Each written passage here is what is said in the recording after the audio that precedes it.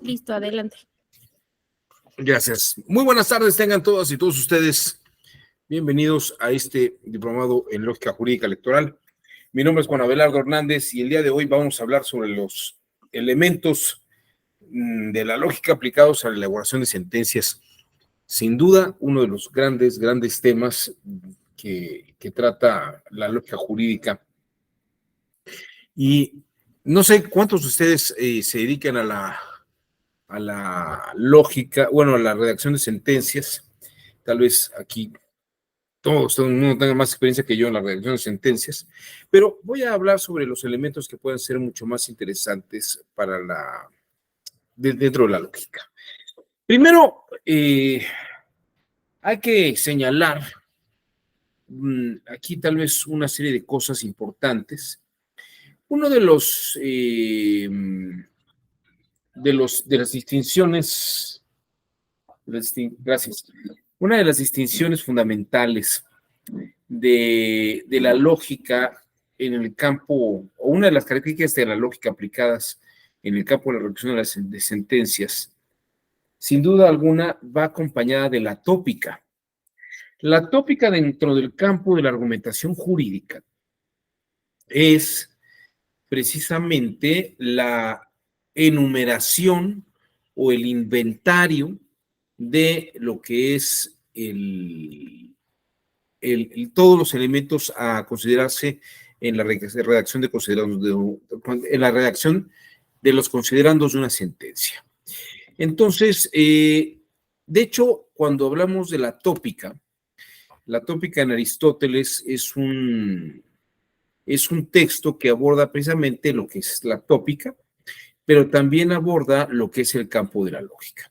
Si ustedes me permiten, voy a abordar estas ideas precisamente esta tarde, porque sin duda alguna, y les voy a mostrar un esquema de cómo la Corte Interamericana y cómo la Suprema Corte están asumiendo formas de redacción de sentencias que tienen que ver con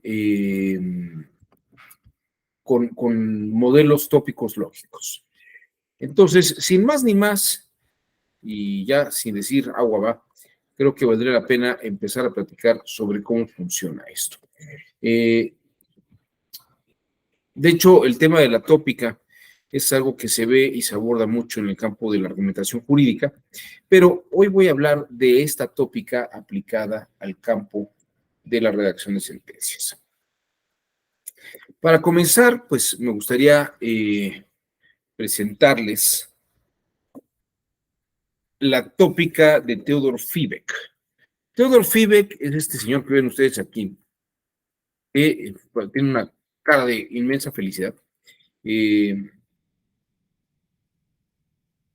No sé si sea una cara de tristeza o alegría, pero Theodor Fiebig se volvió muy famoso en nuestra era por una serie de conferencias que dio en los años 1950 y se reunieron en este libro que se llama Tópica y Jurisprudencia. Tópica y Jurisprudencia. Ciertamente debo decir que es un libro difícil de comprender, es un libro de no fácil acceso, pero creo que es un libro que nos puede dar varias pistas. Ahora, yo personalmente cuando lo leí la primera vez no le entendí nada y yo creo que es un problema de la traducción. Yo no sé si ustedes hayan conocido esta obra y la hayan leído, yo la verdad no le entendí nada.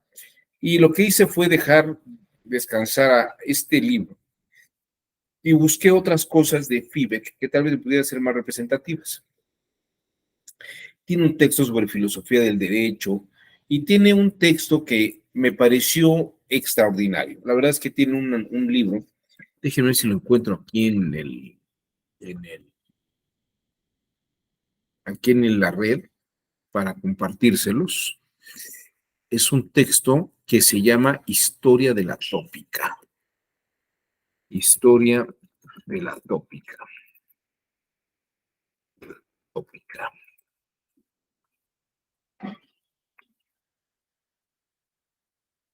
Yo este libro alguna vez lo encontré .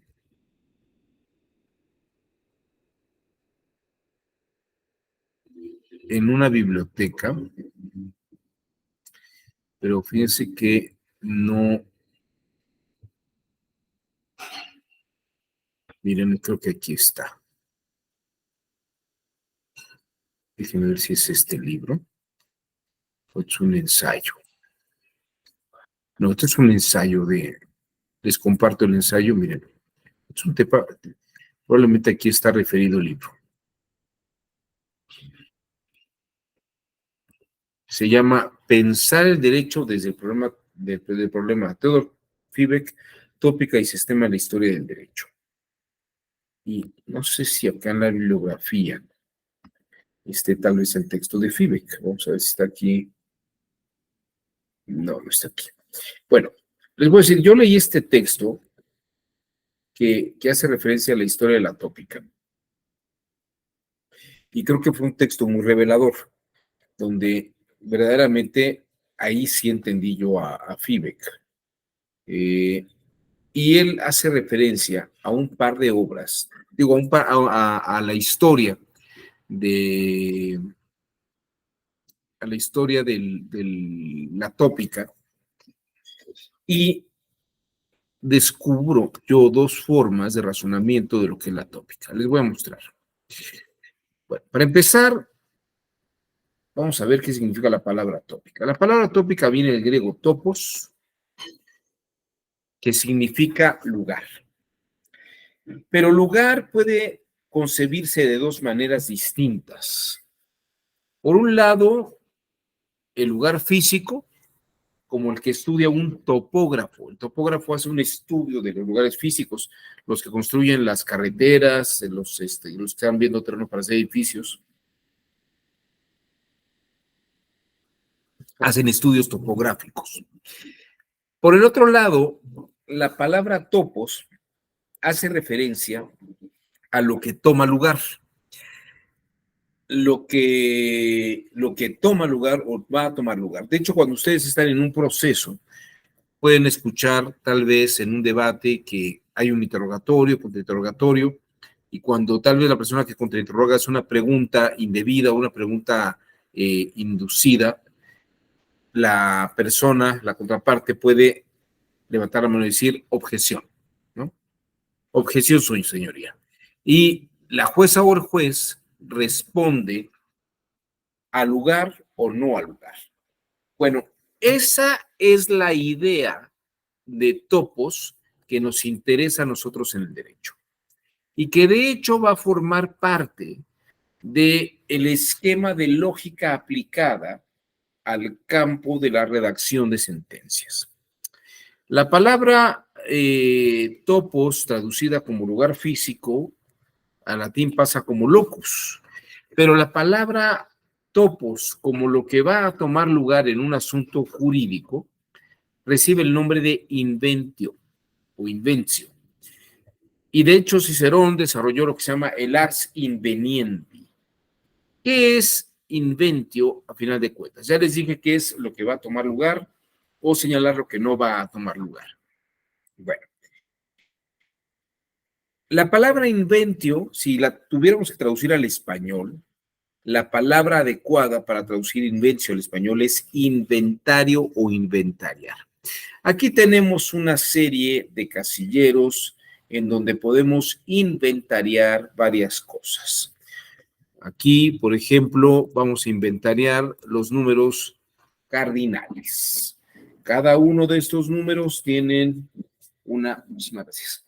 Cada uno de estos números tienen un lugar en la secuencia de la numeración. Otro ejemplo de la tópica en el sentido de lo que toma lugar. Pues a mí se me ocurrió que podría utilizar el ejemplo de Dmitri Ivanovich Mendeleev. Yo no sé si ustedes recuerdan sus tablas periódicas. La tabla periódica de Mendeleev pretende clasificar todos los elementos que se manejan en la química. Y en el caso de Mendeleev, la clasificación se hace con base en los números atómicos. ¿Ustedes recuerdan cómo se hace la tabla periódica? ¿Por qué se ordenan de esa manera los números de los elementos. Jorge Antonio, ¿tú sí te acuerdas? No te acuerdas. ¿Tú, Marciano? Más o menos, maestro, me acuerdo que era como de gases, metales, no metales, y otros cuantos materiales más, pero así exacto no, ¿verdad? Nada más me acuerdo que me pidieron acordarme de varios elementos. Muy bien, Jorge. ¿Tú, Marciano, sí te acuerdas por qué es la clasificación? Bueno, ya tengo un rato que dejé la química de la prepa, maestro. Sin embargo, me viene a la mente que había un número por el cual estaban clasificados o había Así un orden, pero no me acuerdo si era su peso atómico, ya no me acuerdo si era el número de átomos, no quiero mentir, ahí sí, bueno, pero más o menos me acuerdo de eso, que era por un peso, por un número que se les otorgaba. Bueno, hay una combinación, porque efectivamente, entre lo que dijo Jorge y lo que dices tú, Marciano, efectivamente de eso se trata. Mira, el número, la tabla periódica de los elementos se coloca a los elementos en razón de el número, primero el número atómico. El número atómico es el número de electrones que tienen alrededor del núcleo. Nunca se repiten los números, bueno, algunos elementos sí llegan a repetir el número de electrones en torno al núcleo. Y luego, como dice Jorge, se dividen en gases, metales, cristales, si hay unos alcalinos o no alcalinos. Entonces, si tuviéramos que hacer esa era como la aportación que quería hacer Mendeleev. Y, por ejemplo, bueno, esto les voy a poner un ejemplo. Es un estudio interesante que se hizo sobre los elementos, la historia del descubrimiento de los elementos en la tabla de Mendeleev. Todavía no había nacido Mendeleev en 1718, pero precisamente ahí está un poco la metodología. Se darán cuenta que no teníamos ni siquiera 15 elementos en 1718 localizados. Y luego, por ejemplo, ya en el 1764, pues teníamos tal vez un poco más. Hacia 1811, teníamos ya ubicados al hidrógeno. Al hidrógeno, el elemento número 1, arriba a la izquierda, está precisamente el número atómico, pero hacia 1811 no teníamos conocimiento del número 3 ni del número 2, teníamos conocimiento del elemento del berilio en el 4, los elementos 5, 6, 7, 8, no teníamos el del 9, ni 10, pero conocíamos el 11 y 12, no conocíamos el 13 y 14. Miren, lo que quiero que vean ustedes es que en la tabla periódica el espacio tópico estaba vacío porque no se conocían esos elementos, pero se pensaba que tan pronto como se conocieran, se podrían integrar esos elementos en la tabla periódica, en el inventario periódico de la tabla. Ya hacia 1842 tenemos el elemento 3, todavía no conocemos el elemento 2, ni el 9 ni el 10, solamente hasta 1915 ya tenemos conocimiento de los elementos 2, 3, y se fijan efectivamente como decían, se clasifican numéricamente, pero se colocan en razón si son gases nobles, por ejemplo, aquí a la derecha, gases nobles, lo que son halógenos, metales, alcalinos, aquí tienen los alcalinos, aquí tienen metales de transición, ¿no? Por ejemplo, en 1915 no conocíamos el elemento número 43. Bueno, esto es para mostrarles qué es una tabla periódica, que es una tabla tópica, en cuanto que tan pronto como tome lugar el descubrimiento de un elemento, se va a poder incluir en en el, en el inventario de los elementos. Entonces, como verán, la tópica tiene esta idea, ser un inventario de elementos de un asunto que estemos llevando.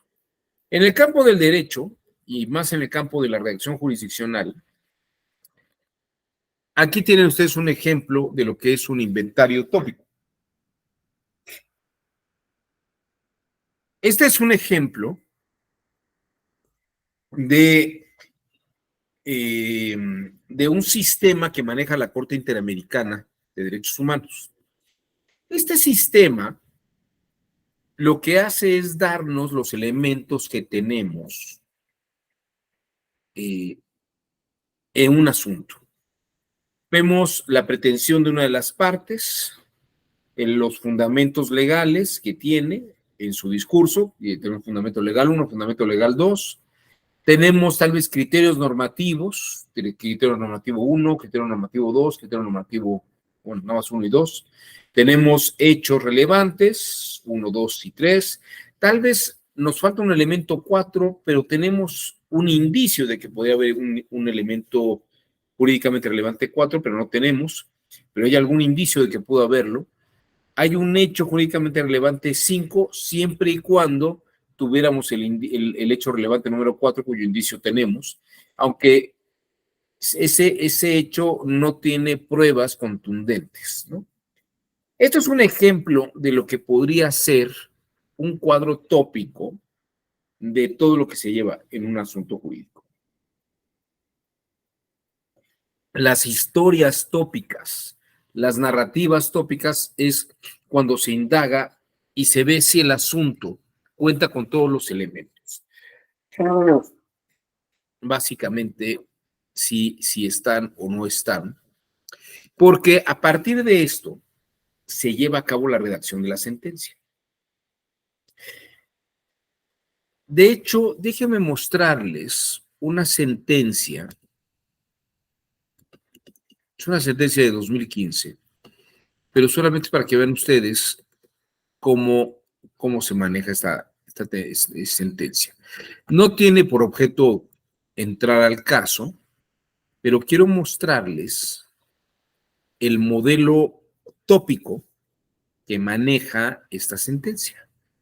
Es una sentencia de la Suprema Corte de Justicia de la Nación. Díganme si se ve. A ver. Ahí está. ¿La ven? Dice antecedentes del caso. Bueno, miren, quiero llamar su atención sobre lo siguiente. Esta sentencia, déjenme mandar esto para acá,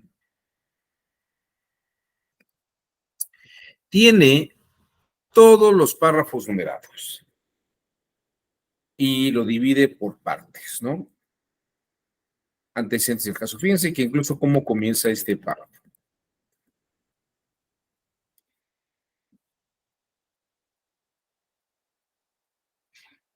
Vean ustedes incluso antecedentes del caso. Y vean el párrafo primero. Dice, ahí es. Debido a la complejidad procesal y diversidad de los hechos, estos se agruparán en dos incisos en cuanto a los antecedentes del caso. En el primer inciso se relatará la jurisdicción voluntaria y declaratoria del estado de interdicción del asunto que se está llevando, y el segundo inciso se referirá al juicio sucesorio. Esta sentencia habla sobre un muchacho con una discapacidad tipo Asperger, que la madre lo declara en estado de interdicción. Bueno, lo lleva a un proceso para llevarlo y declarar en estado de interdicción. Y una vez que está en este estado, la madre muere y entonces él quiere tomar decisión sobre sus bienes y sobre la sucesión. Y quiere mostrar que él, aunque tiene esta discapacidad, es capaz de comprender y tomar decisiones sobre el asunto. Bueno, esto es básicamente lo que se llama el caso de lo que se trata, pero quiero que vean ustedes que para empezar, ya el primer párrafo divide como los asuntos, cómo los va a llevar, y va agregando, miren aquí el inciso A, declaratoria del estado de interdicción. Y luego lo que hace es ir numerando párrafo tras párrafo todos los razonamientos y argumentos que va dando. Y se fijan, son párrafos de 3, 4, el que más tiene, pues a lo mejor tendrá 4 o 5. Miren, este tiene casi 4 líneas. Pero quiero que vean que cada uno de estos párrafos tiene más líneas, ¿no? Que son 1, 2, 3, 4, 5, 6, 7, casi 6 líneas y media. Estos párrafos todos están numerados. Ya acabamos el inciso 1 y el inciso 2. ¿Por qué están numerados todos estos párrafos? Están numerados precisamente porque en cada uno de estos puntos se incluye un aspecto tópico de toda la resolución de la sentencia. Es decir, en vez de tener, yo no sé si ustedes han visto o han abordado temas de revisión de sentencias, segundas instancias. Se entrega la sentencia y lo que hacen las secretarias y secretarios, lo que hacen es de pronto ir leyendo la sentencia y le van poniendo post-its o les van poniendo marcadores y van anotando, como dividiendo el texto, ¿no? Como dividiendo el texto de tal manera que van viendo, precisamente aislando los temas y los tópicos que se van abordando en la sentencia para revisarlos. Una sentencia bien estructurada tendría que tener esta estructura en la que cada párrafo tiene su tópica, tiene su asunto particular. Y en vez de tenerlos con rayados y post-its y divisiones, bastaría con decir, a ver, en el párrafo 3 tiene tal idea, en el párrafo 4 esta otra, el párrafo 5 esta otra, de tal forma que podría diagramarse a modo de diagrama de flujo, valga la redundancia, todo el proceso de razonamiento del asunto jurisdiccional. Esto en cuanto a los temas que se van abordando. Aristóteles y Cicerón, sobre todo Cicerón, cuando habla de la tópica o de la invención retórica, que es cómo vamos a ir acordando los puntos del asunto que se está analizando para establecerlos en lo que nosotros llamaríamos los considerandos del asunto, precisamente lo que va haciendo Cicerón es hacer el inventario tópico del asunto. Y diríamos que va haciendo los casilleros o los párrafos, donde va viendo cómo son los temas o los momentos a momentos de un asunto. Ya una vez que tiene la división de momentos de manera tópica, el siguiente punto, bueno, quiero mostrarles otra cosa de esta sentencia. No sé si la conocían. Quiero que vean ustedes que ya lo que se hace con esas sentencias no es citar el texto, porque recitar o citar el texto no es igual a argumentar. Recitar el texto es simplemente decir lo que dice el texto. Pero miren, quiero que vean ustedes aquí, por ejemplo, este párrafo. Dice, en 2012 Ernesto contrajo matrimonio con Marta. Y hay una llamada a pie de página, la nota 9, y según ustedes a la nota 9 dice, el 3 de mayo de 2012,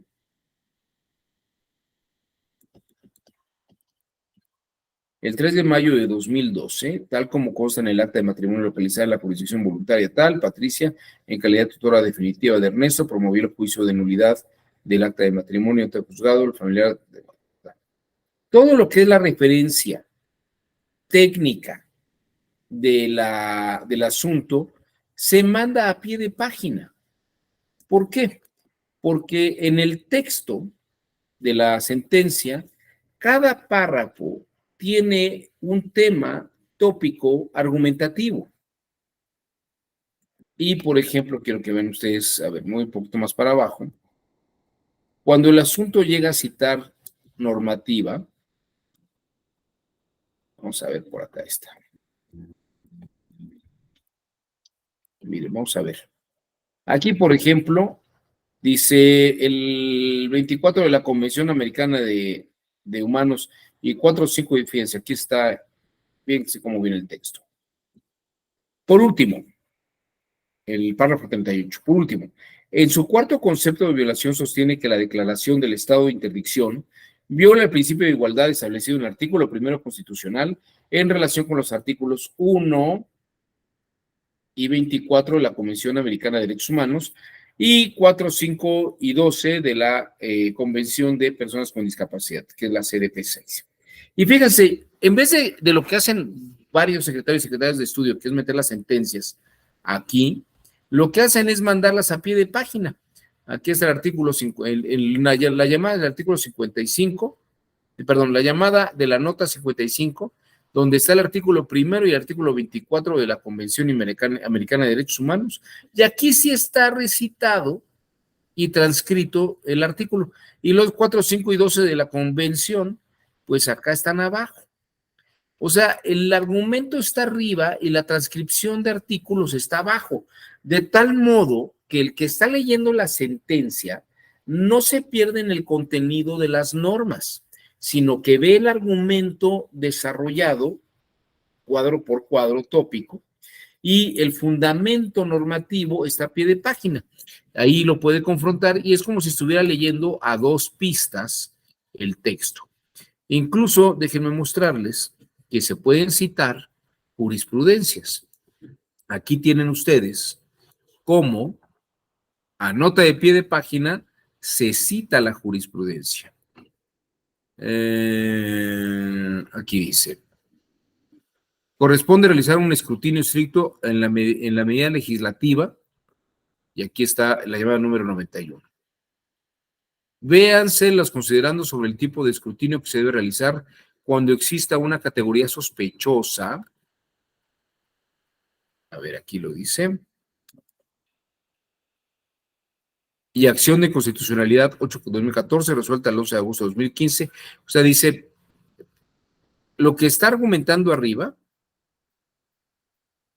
el artículo 1 constitucional estatuye la prohibición de discriminar, entre otros motivos, por la razón de discapacidad. Esta Suprema Corte ha determinado que en el caso de una norma realice una distinción basada en una categoría sospechosa, esto es, un factor prohibido de discriminación, corresponde realizar un escrutinio estricto de la medida legislativa. Y luego se sigue diciendo, la cuestión se centra en determinar si el régimen de interdicción se realiza una distinción debida contraria a lo dispuesto en el artículo 1. Y para no distraer el argumento, ya si uno dice, bueno, a ver, ¿y ese escrutinio cómo está? Pues mira, aquí te dice en la nota de pie de página que vayas acá y que confrontes esta jurisprudencia, constitucionalidad de distinción legislativa se apoya en una categoría sospechosa. Y también en esta otra de acá. Entonces, vean ustedes cómo la tópica encuentra lugar en la redacción de una sentencia para los argumentos y para los fundamentos normativos. Los argumentos se van a ir ligando uno a otro de tal forma que podamos ver una secuencia coherente y los fundamentos normativos, las partes técnicas se colocan a pie de página. En ese sentido, como podrán ver ustedes,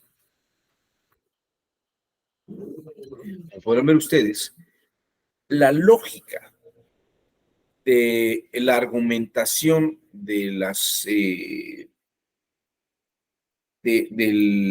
los considerandos, incluso de los antecedentes, los resultados de los considerandos, todo se va colocando de una manera tópica. ¿Y dónde está el modelo de razonamiento lógico? Ahí todavía es más sencillo, porque un párrafo tópico tendría que estar ligado con el siguiente párrafo tópico y el siguiente párrafo tópico. O bien establecer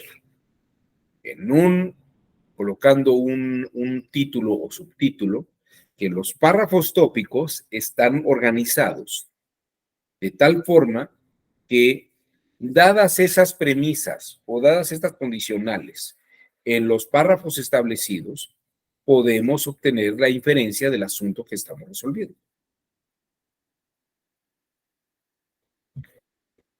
No sé si estoy siendo claro y se entiende la idea. ¿Tú cómo ves, Jorge Antonio? ¿Tú eres proyectista o a qué te dedicas tú? Es que aún sigo estudiando, maestro. ¿Estás en la carrera? Sí. O sea, pero siento que esto me sirve y le voy entendiendo porque siempre que leemos una sentencia, al menos siempre te ponen como, ¿cuáles son los antecedentes del caso? O sea, esto de los tópicos sirve para que no te pierdas, ¿verdad? Que sería diferente a que te aventaran todo el montón y tú dijeras, ¿y de qué va entonces? ¿Y las sentencias que estás estudiando tú, Jorge, están ya divididas por párrafos? Pues las que he leído, porque realmente aquí en la carrera casi no me comparten tantas sentencias, ¿verdad? Sí. Pero las que he leído que eran el expediente varios 912 y la contradicción de tesis, 293 diagonal 2011, sí sentí que hacían las divisiones bastante bien, como de, mira, en este punto se va a tratar sobre la constitucionalidad, en ese se va a tratar sobre el control de convencionalidad, o sea, y todos los antecedentes, claro, venían incluidos, pero como en pie de página, como usted nos mostró. Claro, fíjate que la tendencia ahora es, todavía me preguntan algunos si los numeran o no los párrafos, que ya basta, que ya bastante es hacer de párrafos diferentes. Yo creo que sí es muy importante ir dividiendo los párrafos, porque para el que está leyendo la sentencia, con los párrafos numerados puede ir viendo claramente dónde una idea se agota y la otra, y luego recordar simplemente dónde están colocados. ¿Tú qué piensas? ¿Cómo lo ves, Marciano? ¿Qué te parece todo esto? Sí, maestro. Bueno, yo sí he tenido la oportunidad de leer sentencias, sobre todo, soy abogado postulante en materia electoral y estoy estudiando ya una maestría en Derecho Penal, maestro, por eso lo ubico a usted muy bien, porque lo he estado siguiendo.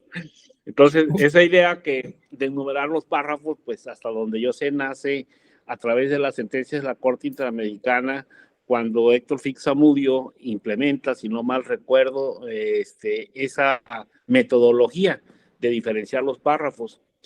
La Sala Superior, a través de una influencia que tuvo de la Sala Monterrey, si no mal recuerdo, hace suya esa forma de empezar a redactar las nuevas sentencias.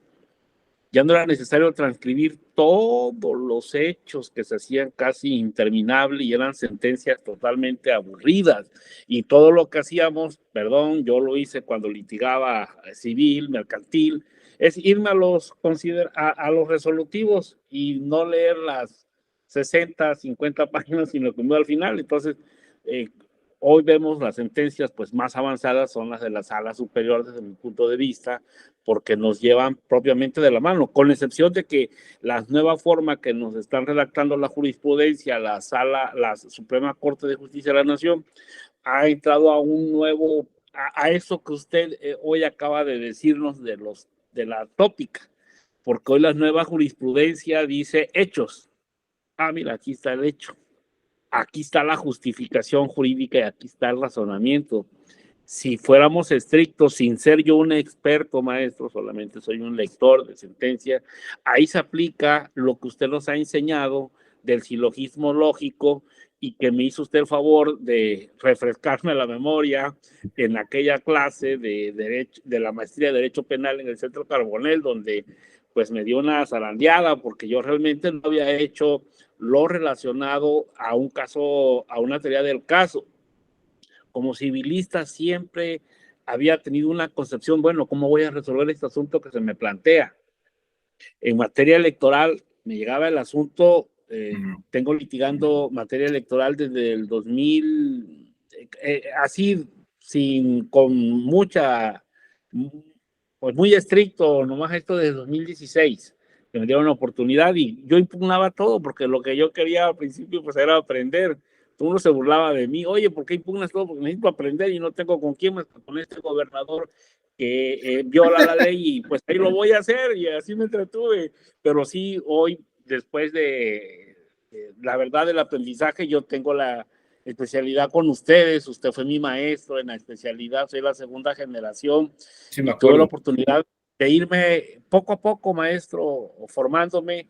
Yo felicito a Jorge Antonio, perdón que me salga un poco del tema, maestro, pero si quieres una opinión, yo tomo las clases donde está el maestro porque me han ayudado a hacer un razonamiento, pues, perdón que lo diga, correcto, porque a veces nos metemos con sesgos o no hacemos el razonamiento lógico y con él lo que hemos aprendido es, a ver, espérate, ¿cuál es el hecho relevante? Quizás también me esté saliendo, pero como usted puso ahorita el hecho relevante en la tópica, a veces divagamos, ¿no? El hecho relevante es el que no cambia y lo que es trascendental en el hecho que vaya a encuadrar en, por ejemplo, yo estoy ahorita estoy realmente haciendo una resolución contra una apelación contra una resolución que acaba de emitir un OPLE.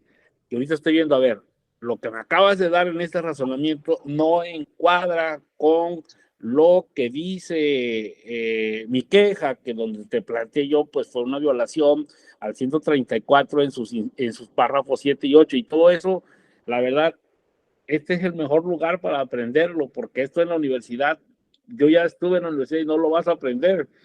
Lo que nos están enseñando aquí es como un plus, y si algo sirve, en mi opinión, no hay como leer la sentencia, porque hoy me sirven a mí para citarlas y retomo en mis razonamientos, aclaro desde un punto de vista no como autoridad, sino como litigante, como actor propiamente o como tercero interesado inclusive. No he inaugurado la figura de Amicus Curiae porque no sé si me vayan a regañar, pero hasta allá he querido llegar. Entonces, esta es la única manera en que vas a aprender. Y no solo electoral, ¿eh? Aquí me nació la idea para irme a penal, porque no hay ninguna escuela más que te enseñe a Ferrayoli, más garantista que aquí la Escuela Judicial Electoral, y yo he aprendido muchísimo. Es más, casi quiero estarlo siguiendo. Yo creo que algún día me van a llamar la atención, pero donde está el maestro Abelardo, a ver, busco. No me interesa, porque ahorita lo que quiero es cómo razono, cómo me enseño a hacer un razonamiento jurídico. Bueno, disculpe, maestro, si me salí del tema, pero me No, emocioné. no, Gracias. para nada. De hecho, ya que estás tocando esto, déjenme mostrar tú cómo ves, Pablo César.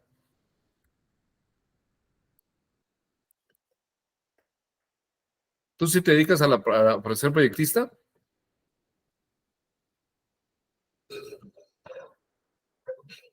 ¿O a qué te dedicas tú? Sí, quiero abrir ¿Yo? este. Sí.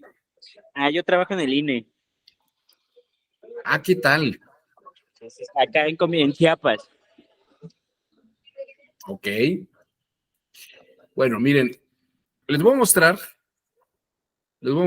una resolución para que vean ustedes la forma lógica de estos razonamientos. A ver, acá está. Miren, les voy a platicar el asunto, que creo que es muy didáctico. A ver, vamos a compartirlo.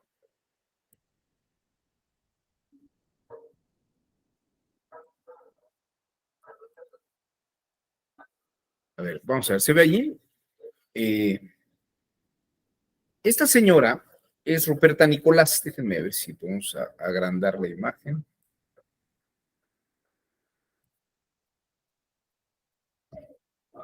Ahí se ve mejor. Ruperta Nicolás era una presidenta municipal de Iliatenco, en el estado de Guerrero. Y iba por la reelección, como presidenta municipal tiene derecho a la reelección. Ella era de Movimiento Ciudadano y frente a ella, el candidato del Partido del Trabajo, que era el otro candidato fuerte, era Eric Sandro Leal Cantú. Iban las elecciones muy bien, digamos que estaban en las condiciones, pero de pronto ocurrió que aparecieron una serie de pintas en todos los anuncios de Ruperta, en toda la propaganda política de Ruperta, en los carteles, y además en los caminos relacionados con ellos aparecieron estas pintas que decían: fuera Ruperta, es tiempo de hombres, ninguna vieja más al poder, las mujeres no saben gobernar, las viejas no sirven, con falta de ortografía, y le ponían bigotes, le ponían cejotas, barbas, de tal forma que violentaban la condición de Nicolás Ruperta antes de la elección. 5 días antes de la elección se generó esto. También terrible esto. Bueno, espérenme, déjenme echarles algo antes de pasarle este video. Lo que ocurrió fue que Ruperta pierde la elección y ella impugna ante la autoridad regional que se le hizo violencia de género y que su derecho a ser votada en igualdad de condiciones que la del contrincante fue violada porque la agredieron por el hecho de ser mujer. Entonces, la instancia local reconoce el triunfo de Eric Sandro Leal Cantú. Ruperta va a la sala regional y la sala regional resuelve anular la elección. Y el Partido del Trabajo impugna en la sala superior la nulidad de la elección, diciendo que le violan sus derechos al candidato Eric Sandro Leal Cantú por anular la elección, siendo que él ganó la elección y que le están atribuyendo un daño a Ruperta Nicolás que él nunca hizo. Y es que aquí está un punto esencial. Nunca en todo el proceso se pudo detener a nadie ni comprobar la participación de miembros del Partido del Trabajo, seguidores de Eric Sandro Leal Cantú o de opositores. No hay ni un solo detenido. No hay ni un solo detenido. ¿De acuerdo? Entonces, pues este fue el punto. Se fue el asunto a la sala superior para precisamente pelear que no se anulara la elección, porque ellos no eran culpables de lo que había pasado. Solamente para ilustrar cómo estuvo esta escena, les voy a pasar este pequeño video.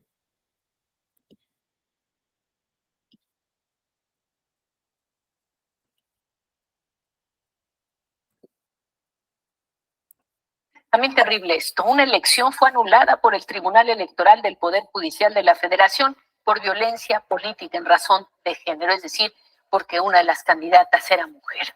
Fue la elección municipal de Iliatenco, en Guerrero, pero lo increíble es que tiene que reponerse el procedimiento porque fue anulado. Y para que la mujer agraviada pueda competir nuevamente, le tiene que pedir permiso a un consejo de hombres. Así las cosas. Elizabeth Mávil viajó a este lugar enclavado en la montaña guerrerense y esto fue lo que encontró.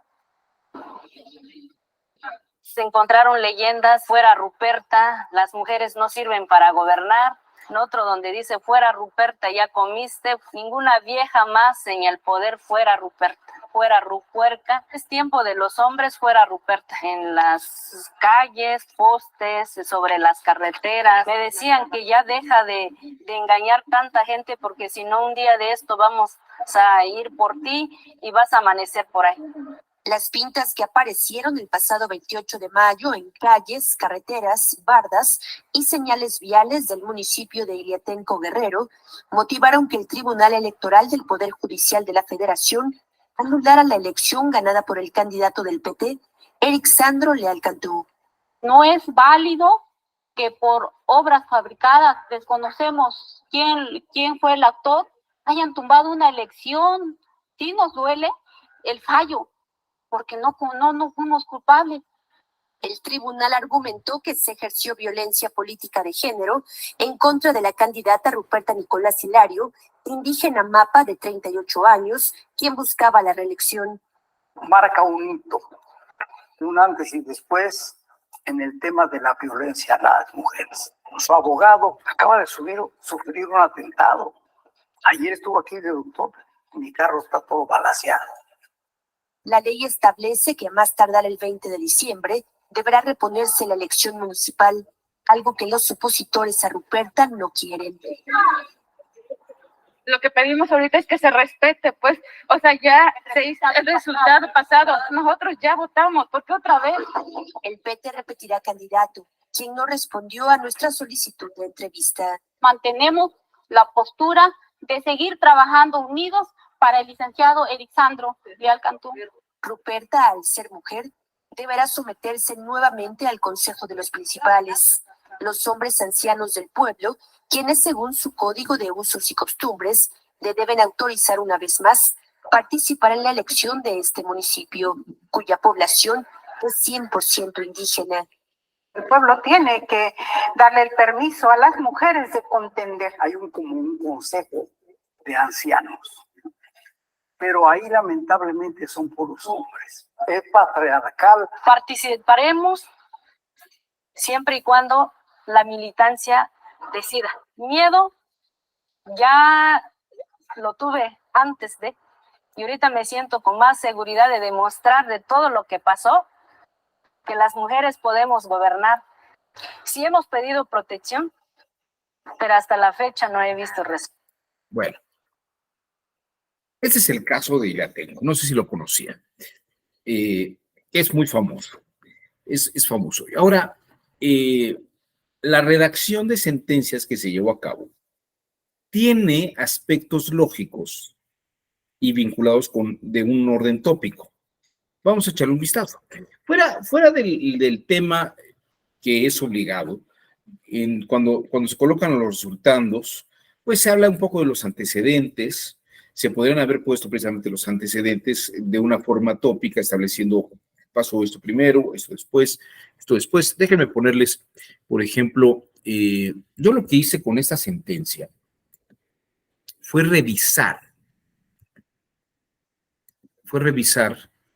la sentencia, y lo que hice fue como marcar precisamente estos... También terrible esto, una elección fue anulada.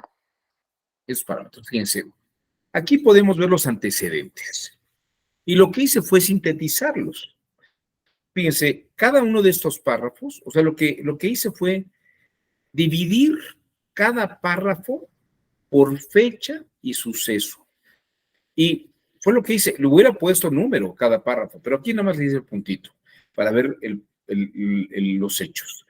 9 de septiembre de 2020, el Instituto Electoral y de Participación Ciudadana del Estado de Guerrero dio inicio al proceso electoral local ordinario 2021.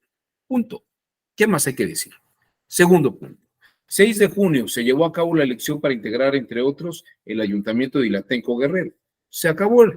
Siguiente, el 10 de junio del 28, el Consejo Distrital realizó la asignación de los cargos que integran el ayuntamiento, expidiendo constancia de mayoría de validez de la elección a favor de la plantilla postulada por el Partido del Trabajo. Tal vez habría que decir que el 6 de junio ganó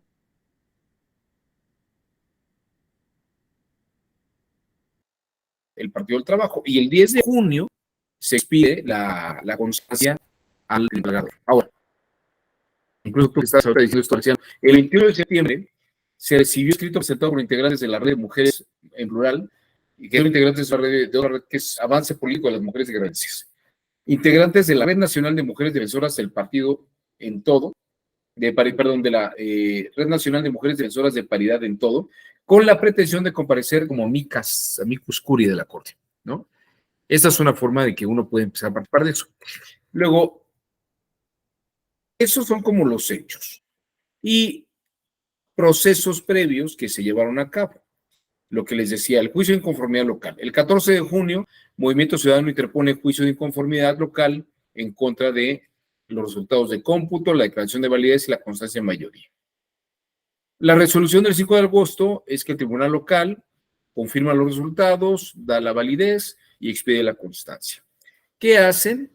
Se consideró se consideró que si bien se acreditó la realización de distintos actos de violencia política por razón de género contra la candidata, estos no habrían resultado determinantes, fíjense, no son determinantes para anular la elección. De ahí que se confirman sus resultados. O sea, dicen, pues sí, alguien los dibujó, pero eso no quiere decir que eso haya hecho que ella perdiera. Eso dice la instancia local. Quiero que vean ustedes que yo me reduje a los puntos esenciales. Si les enseñaran la sentencia, tal vez veríamos un poco más de rollo, pero no quería meterme en esto. Estoy mostrándoles el esquema tópico. Juicio de revisión constitucional. 9 de agosto, Movimiento Ciudadano promovió juicio de revisión constitucional electoral ante la Sala Regional Ciudad de México, ¿no? Y ahí es donde anularon. 25 de septiembre, la Sala Regional Ciudad de México resuelve revocar la resolución emitida por el Tribunal Electoral y declarar la nulidad de la elección del Ayuntamiento de Ilatenco Guerrero en el proceso electoral local ordinario 2021. El 26 de septiembre, los recurrentes, o sea, el Partido del Trabajo, interpusieron el presente recurso de reconsideración en el juicio de la Sala Superior del 2025, digo, del expediente 225 diagonal 2021.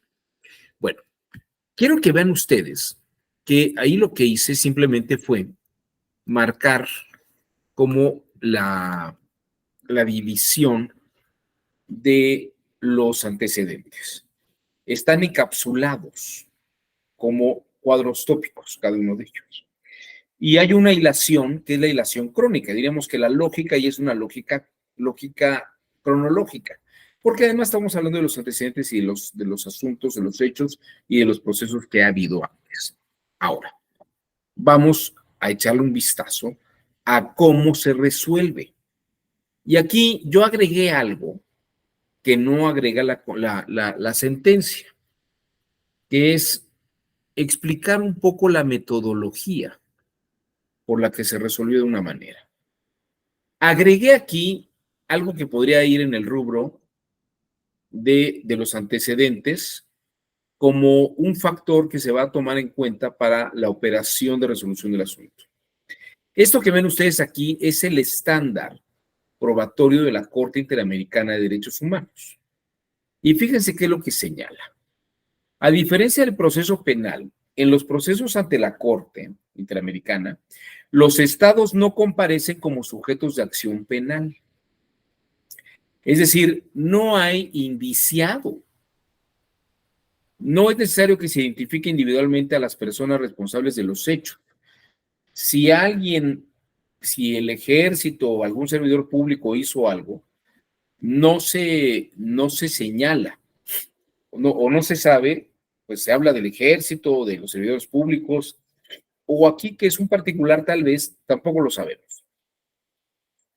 No tienen aplicación los principios de presunción de inocencia e indubio pro reo. ¿Por qué? Porque no se le puede presumir a nadie la inocencia porque no hay nadie en estado de indiciado, no hay nadie en estado de detenido para juzgarlo. Entonces me podrían ustedes decir, ¿y entonces qué estamos viendo en la Corte Interamericana, no? Bueno, y tampoco se aplica el estándar de la prueba más allá de toda duda razonable, pues es suficiente que el juzgador llegue a la convicción de que son veraces o verosímiles los hechos de violación. Quiero decirles esto lo hubiera colocado yo en la sentencia. ¿Por qué? Porque este estándar probatorio lo que muestra es que en un tribunal constitucional como lo es el Tribunal Electoral del Poder Judicial de la Federación, el tribunal debe de bastarle probar que se hizo una violación de derechos humanos de orden electoral, que en este caso sería el derecho a ser votada sin ser víctima de violencia política de género. Entonces,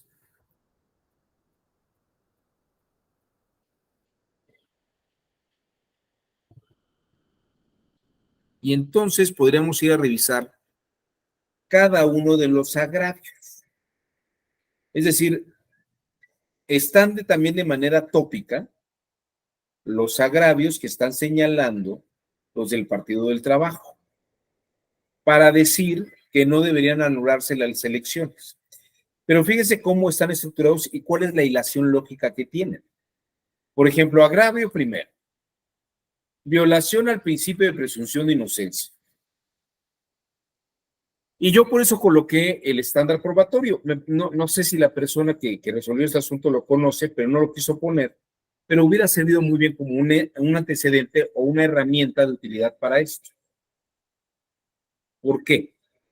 Fíjese lo que dice el Partido del Trabajo. No debió anularse la elección sin probar que los actos de violencia política por razones de género fueron cometidos por los candidatos ganadores, simpatizantes, militantes o dirigentes partidistas. Se debe contar con elementos objetivos para considerar que fueron determinantes para el resultado de la elección. Y entonces, fíjense que por lógica se da la respuesta de la sala, del tribunal, al agravio primero.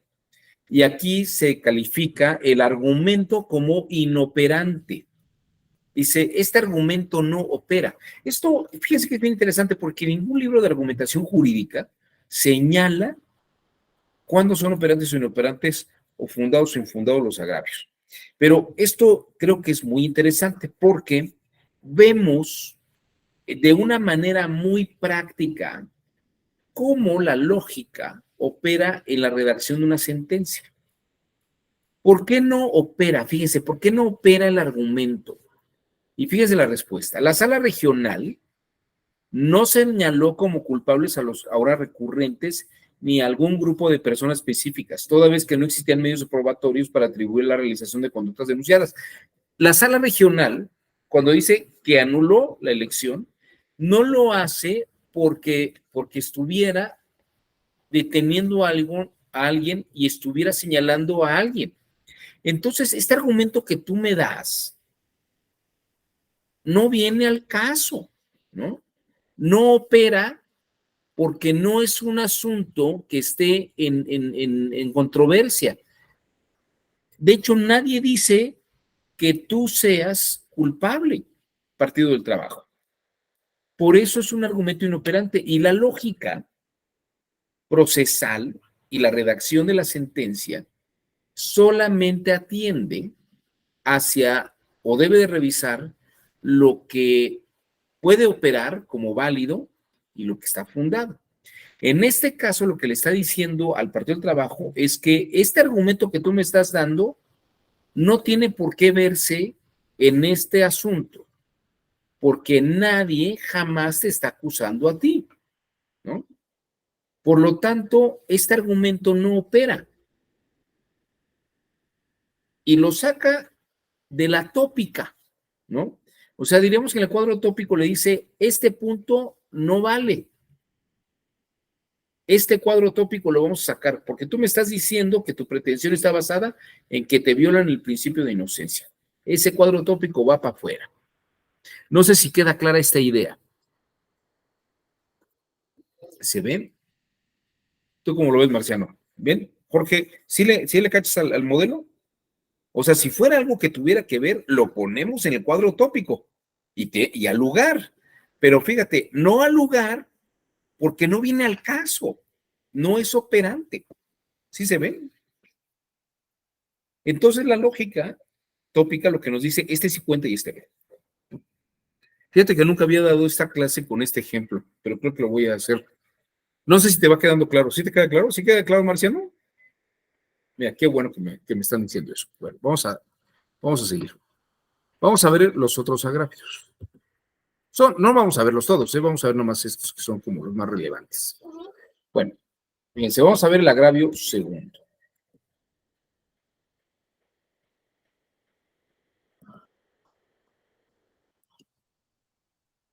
No hay forma de acreditar que la conducta denunciada se atribuye a alguien. Es decir, es que no pueden decirme que yo fui o que las pintas no pueden atribuírselas a nadie porque no tiene a nadie detenido. No se encuentra acreditada la conducta atribuida y denunciada, ¿no? No puede sancionarse con la nulidad de la elección, violación del principio de presunción de inocencia. O sea, todavía dicen, primero dices que me violas, el agravio primero es la presunción de inocencia, diciendo que tal vez fui yo. La respuesta es, yo no digo que fuiste tú. Segundo argumento, no se acredita que yo haya afectado a alguien o que alguien simpatizante haya afectado a alguien, ¿no?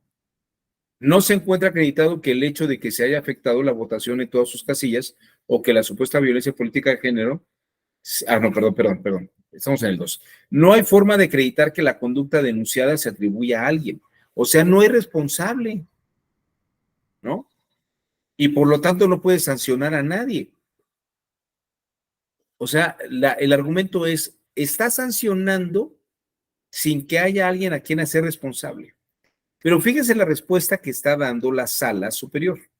Le va a decir, tiene razón, no hay nadie detenido y yo no estoy sancionando a nadie, yo no puedo sancionar a nadie, eso es cierto. Pero tu argumento, fíjense, es infundado, no tiene fundamento. Y ahorita vamos a ver a qué se refiere con esto. Dice, la determinación de anular la elección no puede basarse únicamente en el hecho de que la conducta violatoria tenga a alguien a quien atribuirse, sino que es necesario analizar el contexto de una manera integral. Lo que se busca con la nulidad de la elección no es castigar a los recurrentes quitándoles el triunfo. Si bien la revocación es una consecuencia jurídica inevitable, lo cual no implica que se les esté sancionando o atribuyendo la comisión del acto de violencia. O sea, lo que me estás diciendo de que no se le puede atribuir a nadie y por lo tanto no los podemos sancionar, no tiene fundamento. Fíjense, no es que no sea operante. Operante es que pueda venir al caso o no pueda venir al caso. No te violo tu derecho de tu presunción de inocencia porque yo no te lo estoy atribuyendo a ti, por eso no opera. Pero en este caso, dices que como no, el argumento es, como no hay a quien atribuirle el hecho, no puede sancionar a nadie. Y por lo tanto no puedes anular. Pero esto no tiene fundamento, no está fundado, no sé si ven la diferencia. Porque aquí es donde está el punto fin. Lo que está señalando la sala superior es que se está anulando la elección porque yo vi que le violaron el derecho a la candidata, a Ruperta Nicolás. Le violaron a Ruperta Nicolás ese derecho a ser votada sin violencia política de género. Entonces, yo no estoy acusando a nadie, pero voy a anular la elección para reivindicarle su derecho y que pueda volver a competir sin violencia política de género. Esto es lo que diría la Corte Interamericana y el estándar probatorio. Lo que está probado no es que haya sido alguien. Yo no estoy sancionando a alguien y no estoy anulando porque alguien lo haya hecho. Por eso no tiene fundamento lo que estás diciendo. Yo estoy anulando, dice la sala superior, porque violaron el derecho. Y yo como un tribunal constitucional que busca restablecer el orden, le voy a tratar de dar a Ruperta Nicolás una oportunidad nuevamente de que pueda ser votada sin violencia política de género. Por eso anulo la elección. Yo les diría, aquí incluso el Partido del Trabajo podría haber sido un poquito empático y decir, ¿sabe qué? Tiene razón. No fuimos nosotros. Tal vez, tiene usted razón en ese sentido, tal vez tiene razón, anule la elección para que la candidata y yo podamos competir en igualdad de condiciones. Yo gané, y si la gente me prefirió a mí, yo seguramente ganaré. Y de hecho eso fue lo que pasó. Pero fíjese, fue poco empático en cuanto a la violación de derecho humano del artículo 35 constitucional, de tener derecho a ser votada sin que la violenten. ¿Sí me cachas, Jorge Antonio? Esta es una lección que nadie te va a dar en la carrera, nadie te va a dar en una parte. Esto, como dice Marciano, se aprende solamente cuando ve uno estas sentencias.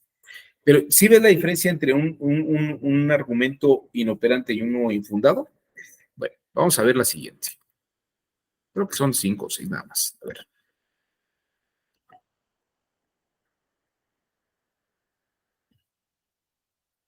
Y ve cómo vamos con lógica desmantelando o respondiendo a cada uno de los argumentos. Agravio tercero. No se acredita la afectación a la candidata. O sea, nadie dice que efectivamente la hayan afectado.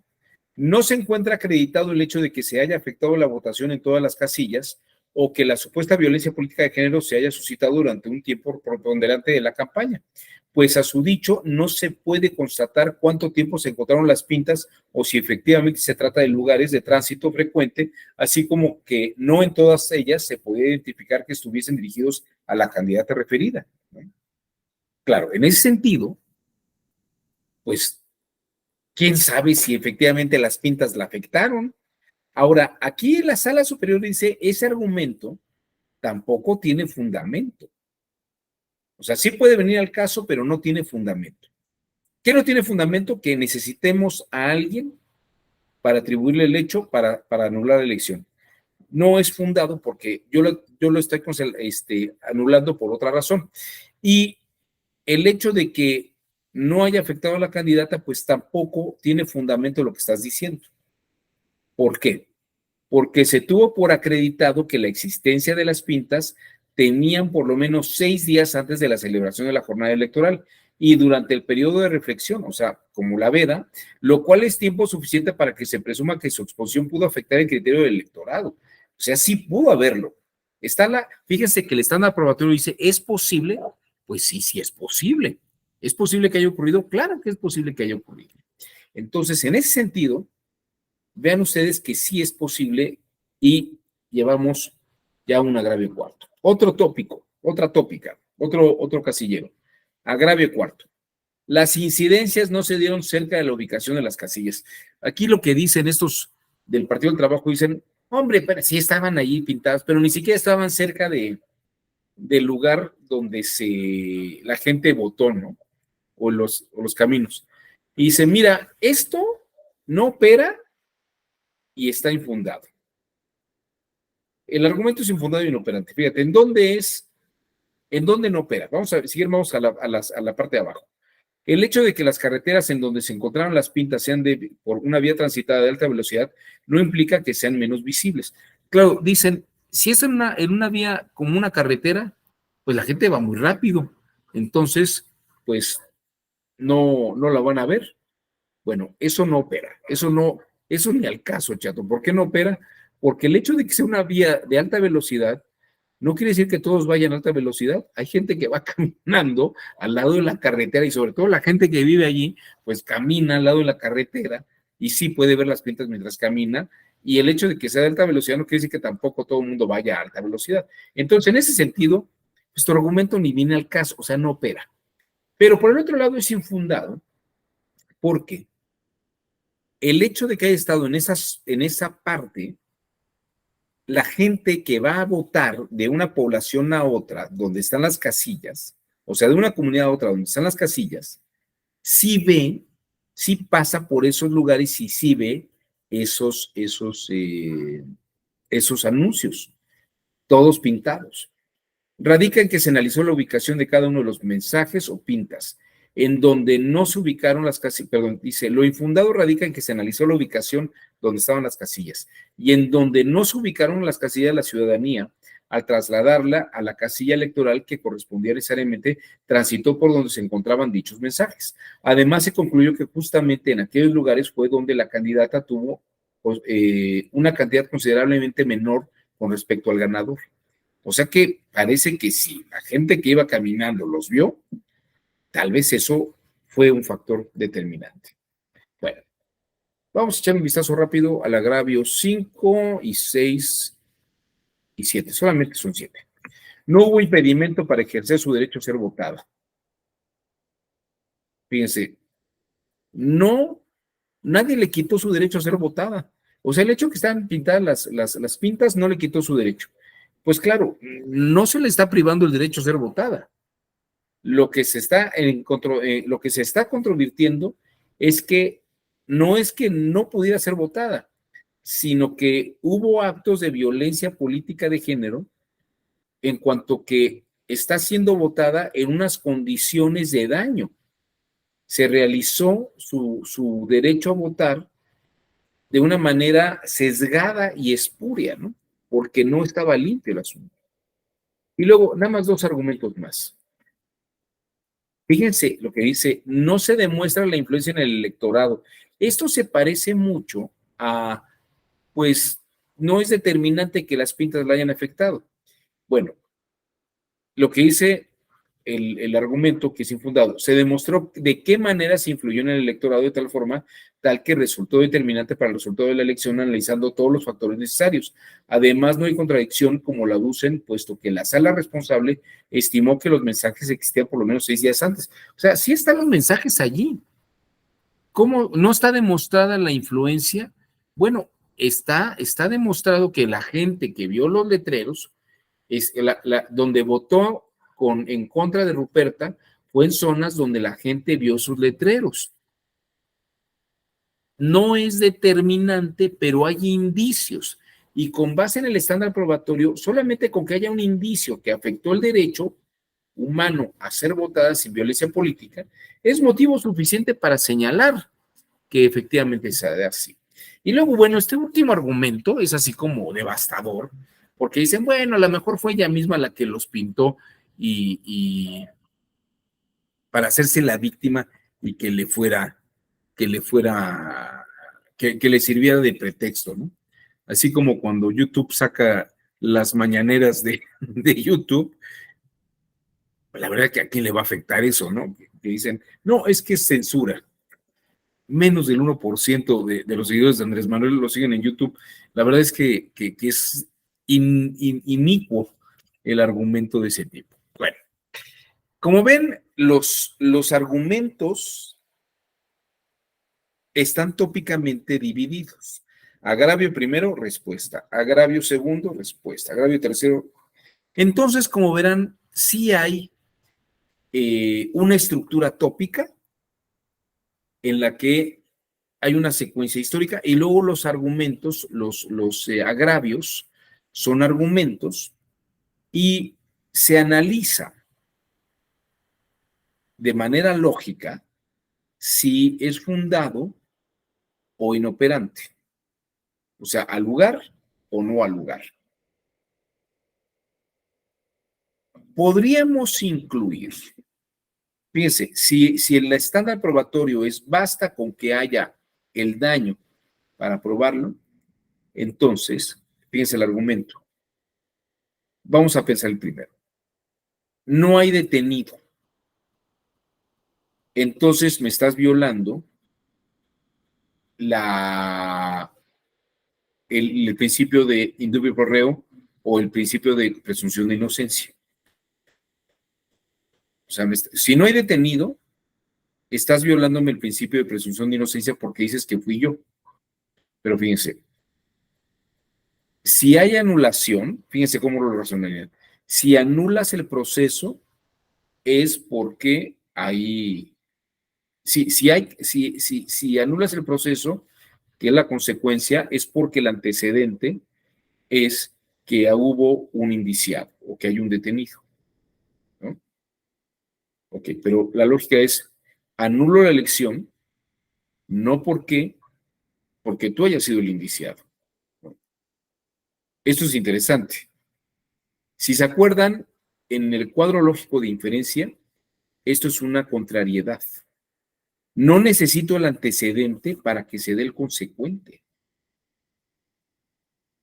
O sea, puede ser que no tenga detenido y sí se dé la consecuencia. No sé si lo ven. Es un modelo lógico de inferencia en el que si hay detenido o hay un detenido, entonces se mantiene, hay que mantener el principio de presunción de inocencia. Y si no hay detenido, entonces se viola el principio de presunción de inocencia. Pero lógicamente aquí no procede ese argumento, porque no hay detenido, ni se está juzgando, ni se está anulando la elección porque hay un detenido. En todo caso, se anula el proceso porque hay violencia política de género. Si hay violencia política de género, entonces se anula el resultado. Esa es la lógica esencial. Y lo que dicen ellos es que no hay detenido. No hace falta, el antecedente no es que haya detenido. Es que no se prueba que se haya sido el detenido.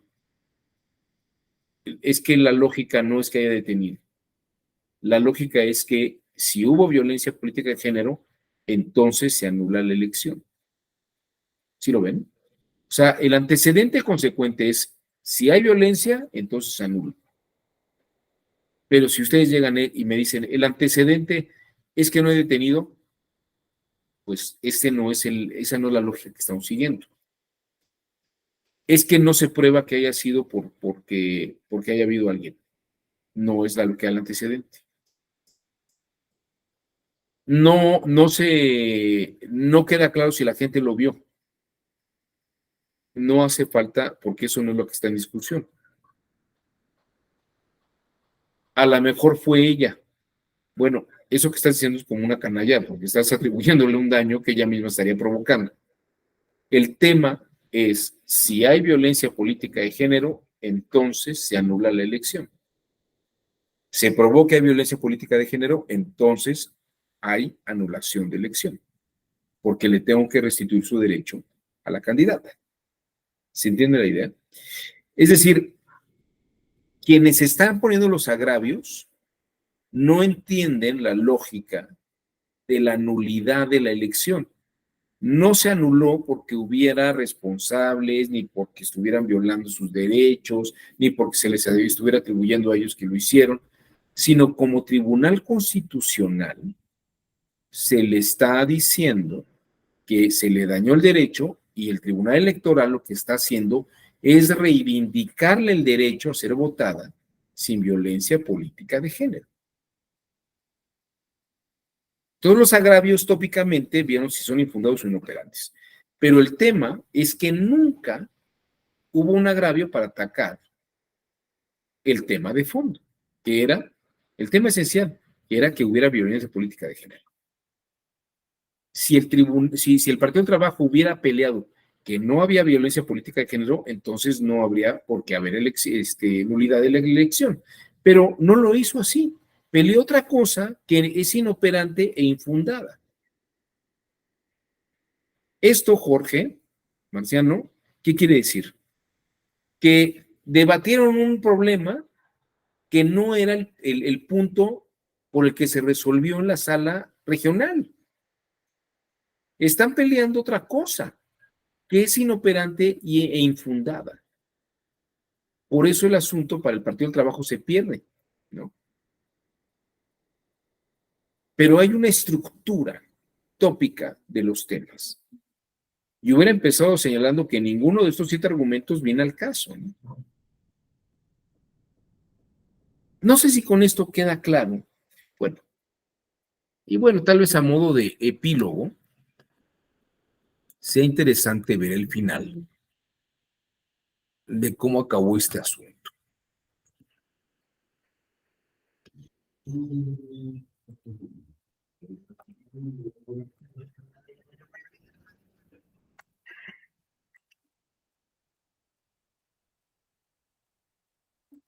Y mire, luego de que el pasado 29 de septiembre el Tribunal Electoral anuló la elección para el Ayuntamiento de Iliatenco, esto es en Guerrero, debido a la violencia política de género, este fin de semana finalmente se llevó a cabo la elección extraordinaria para elegir al presidente municipal. El triunfo fue para el candidato del Partido del Trabajo, Eric Sandro Leal, quien precisamente fue el acusado de violencia de género. Esto fue lo que comentó al respecto. Sí. Nosotros como Iliatenco, y pues ya está rebasado el tema, ¿no? de lo que el tribunal dictó, y porque hay un tema que pues, nos preocupa a todos. Y que ¿Se deslinda usted? Es lindo, haciendo lindo todo ese tipo de actos. Bueno, el acusado de violencia política de género, y ahí está, elegido. Bueno.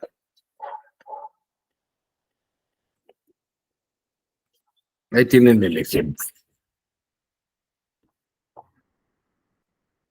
Como verán, la tópica tiene un factor lógico, que es colocar las fichas y establecer los nexos. Tengo esto, entonces tengo esto otro de acá. Tengo esto de aquí, entonces tengo esto de otro de acá. Tal vez esta sesión debería de haberse dado posteriormente a ver la lógica de condicionales. Creo que no la hemos visto todavía, ¿verdad? Pero ahora que la veamos, van a ver ustedes cómo va a cuadrar toda esta idea. Lo que les quiero mostrar es que el esquema tópico nos da una estructura lógica y los argumentos se van colocando uno tras otro. Los fundamentos normativos se pueden mandar a pie de página, pero lo que es esencial es que lo que se va diciendo esté argumentado en el punto esencial. Bueno, pues hasta aquí mi exposición del día de hoy. Espero que haya sido didáctica. y que haya dejado algunas ideas claras más que confusas, ¿no? No sé si alguien quisiera comentar algo antes de que nos vayamos. Adelante, Jorge. Gracias, maestro. Antes de irnos, el amparo que nos puso antes, 1368 diagonal 2015, me Sí. llamó la atención porque es de un ministro que es el ministro Ortiz Mena, y la verdad es que ese ministro para mí siempre ha sido como muy lógico, Ajá. muy bueno en la argumentación, y creo que también por eso esa sentencia siento que está muy bien acomodadita, porque aparte busqué su currículum hace tiempo y estudió en Harvard y todo eso, y yo me dije, ay, Diosito. O sea, y es interesante porque, bueno, por lo general siento que ya en la carrera y cosas así no nos enseñan tanto sobre lógica, solamente nos dicen como de, a ver, jóvenes, no utilicen machotes ni formularios, así que háganle como Dios les da a entender. O sea, pero aprender todo esto de estas maneras más didácticas y todo impartido por personas que sí saben, pienso que es lo que nos ayuda a ser mejores, ¿no? A entender mejor estos temas. Gracias, maestro. Muchas gracias, Jorge Antonio. Sí, fíjate que Ortiz Mena se allegó esa sentencia de 2015. Si te fijas, se pone el nombre de la secretaria, que es Dolores Higareda Díez de Sollano, hoy magistrada, con permiso en la Suprema Corte de Justicia, y sigue allí en la ponencia del ministro Ortiz Mena. Ella tiene muchos estudios de lógica y de razonamiento jurídico, y ella sabía cómo ir montando todos estos casos de esta forma muy tópica. Entonces, interesante porque se ve cómo se aplica al campo directo este tema, ¿no? Espero que te haya sido de utilidad. Si puedes descargarla y leerla con calma, es una sentencia bien interesante. Pablo César, Marciano, ¿algo más? ¿No? Ya nos vamos. Bueno, pues que tengan excelente fin de semana. Es un placer haberlos visto. Muchas gracias y nos vemos próximamente la siguiente semana.